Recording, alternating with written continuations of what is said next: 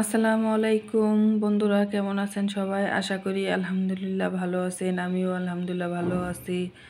আজকে আপনাদের জন্য নিয়ে আসলাম নতুন আরেকটি ব্লগ ভিডিও। এটা হচ্ছে ডিম আলুর ঝোল, আর এটা হচ্ছে মাছ না থাকলে ঝটফট রান্না করে খাওয়ার একটি ব্যবস্থা। অনেক সময় দেখা যাচ্ছে মাছ থাকে না, তখন কি খাবো একটা চিন্তা পড়ে যায়। তখন এইভাবে যদি আলু সিদ্ধ করে যদি বানিয়ে ফেলেন মজাদার ডিম আলুর ঝোল, তাহলে কিন্তু অনেক ভালো হয়। হ্যাঁ, আমি কিন্তু আগে থেকেই অফ ক্যামেরায় আলু ডিম সিদ্ধ করে নিয়েছি, ভালোভাবে ছিলিয়ে এখন ওইগুলা সাইডে রাখছি। এখন কিন্তু আমি একটা চুলায় প্যান বসায় নিলাম, এর মধ্যে কিন্তু অল্প একটু তেল দিলাম, তারপর একটু হলুদ দিয়ে এটা ভালো করে তেলের সাথে মিশাতে হবে। মিশানোর পর এর মধ্যে কিন্তু ডিম দিতে হবে। আমি যেহেতু এখানে আলুর পরিমাণ কম দিছি, এই জন্যই কিন্তু ডিমের পরিমাণও কম। আমি 3টা আলু দিয়েই আর 3টা ডিম দিয়ে এই রেসিপিটা আপনাদের দেখানোর চেষ্টা করলাম। আর আমার কাছে এইভাবে রান্না করলে তো অনেক বেশি ভালো লাগে। আশা করি আপনাদের কাছেও অনেক ভালো লাগবে। আর এই যে ডিমটা কিন্তু অনেক ভালোভাবে ভাজা হয়ে গেছে, লালচে হয়ে গেছে। আর এইখানে অবশিষ্ট ডিমের তেল আছে, তার মধ্যে আমি আরেকটু তেল দিয়ে নিয়েছি অফ ক্যামেরার মধ্যে। তারপরে দিয়ে দিয়েছি পেঁয়াজ কুচি।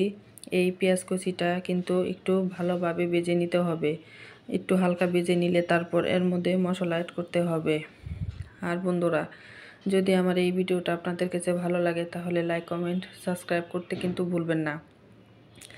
আর বেল আইকনটি বাজিয়ে দিবেন, যাতে সাথে সাথে আপনাদের কাছে আমার ভিডিওর নোটিফিকেশন চলে যায়। আর বন্ধু, এটার মধ্যে কিন্তু দিতে হবে 2-3টা দারচিনি আর হচ্ছে এলাচ। আর আমি এর মধ্যে দিয়ে দিলাম হালকা একটু লবণ। যেহেতু আমি ডিমের মধ্যে লবণ দিয়েছি, এর জন্যই আমি কিন্তু এখানে অল্প পরিমাণ লবণ দিলাম। লবণটা আপনারা স্বাদ অনুযায়ী দিতে পারেন, কম বেশি করে।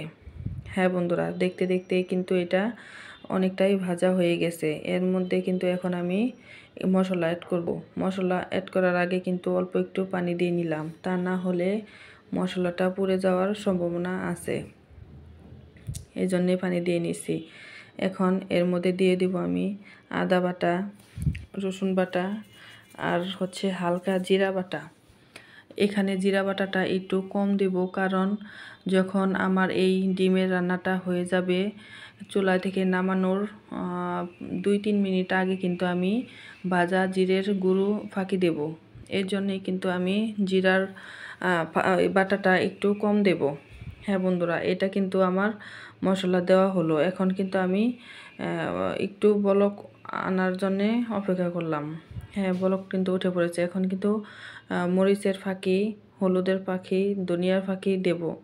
আর আপনারা কিন্তু ঝালটা স্বাদ অনুযায়ী দিতে পারেন। আর আমি একটু ঝালটা বেশি খাই, এজন্য আমি একটু মরিচের পরিমাণটা একটু বেশি দিয়েছি। চাইলে মরিচটা আপনারা আরেকটু কম দিতে পারবেন, সমস্যা নাই। এখন মশলাটা কষানোর জন্য অপেক্ষা করব। একটু ধীরে ধীরে এই মশলা কষানো লাগবে, কারণ এটা কিন্তু কষানিতেই রান্নাটা টেস্টটা অনেক বেড়ে যায়। আর আমরা মাংস রান্না করতে যেগুলো মশলা অ্যাড করি, ঠিক সেই সব উপকরণগুলো কিন্তু এর মধ্যে দিতে হবে। আর এই যে আমার কিন্তু মশলা কষানো শেষ। তারপর কিন্তু এখানে আমি আগে থেকে আলু মাখিয়ে নিয়েছিলাম, আপনাদের কিন্তু দেখাইছি। ওই আলু সিদ্ধ এখন কিন্তু এর মধ্যে দিয়ে দিব। মশলার সাথে ভালোভাবে আলু সিদ্ধ নেড়ে নিতে হবে আর মিক্সড করতে হবে, যাতে মশলাগুলো আলুর সাথে ভালোভাবে মিশে যায়। আর আলুগুলো যেহেতু সিদ্ধ, এজন্যে কিন্তু আমি বেশি কষাইনি। যেহেতু মশলাগুলো আমি ভালোভাবে কষাইয়ে নিয়েছি, এই জন্যেই কিন্তু আমি আলুগুলো আর কষানোর প্রয়োজন মনে করিনি। হালকা একটু অপেক্ষা করেই কিন্তু এর মধ্যে দিয়ে দিব ঝোল। আর ঝোলের পরিমাণটা কিন্তু একটু বেশি দিতে হবে, কারণ হচ্ছে এটা কিন্তু ডিম আলুর ঝোল। আমি কিন্তু আগেই বলেছি এটা কিন্তু ঝোল রান্না হবে, এই জন্যে কিন্তু আমি কিন্তু একটু ঝোলের পরিমাণটা একটু বেশি দিয়েছি।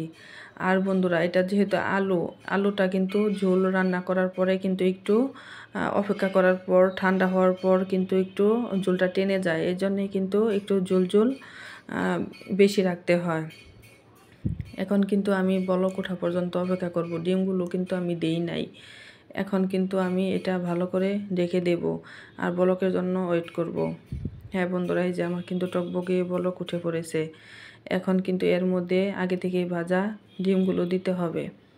এই ডিম দেওয়ার পর কিন্তু আরও অপেক্ষা করতে হবে ভালো করে রান্নাটা হওয়ার জন্যে। আমি একটু ওয়েট করব। এটা হতে বেশি সময় লাগে না, যেহেতু আলু সিদ্ধ, এই জন্যেই। আর স্বাদ মতো কয়েকটি কাঁচামরিচ দিলে ফ্লেভারটা অনেক ভালো আসে। এর জন্যে কিন্তু আমি কাঁচামরিচটা দিয়েছি, চাইলে আপনারা স্কিপ করতে পারবেন। আর এই যে দেখেন টকবকে কিন্তু বলক চলে এসেছে। আর এটা তো ডিম আলুর ঝোল, এর জন্যই কিন্তু একটু ঝোল ঝোল নামাতে হবে। হ্যাঁ বন্ধুরা, এই যে দেখেন আমার কিন্তু হয়ে গেল ডিম আলুর ঝোল। আপনারা চাইলে এভাবে ট্রাই করে দেখতে পারবেন। অনেক মজা ও লোভনীয় এই রান্নাটা। ধন্যবাদ জানিয়ে শেষ করছি আজকের মতো। আল্লাহ হাফেজ সবাইকে।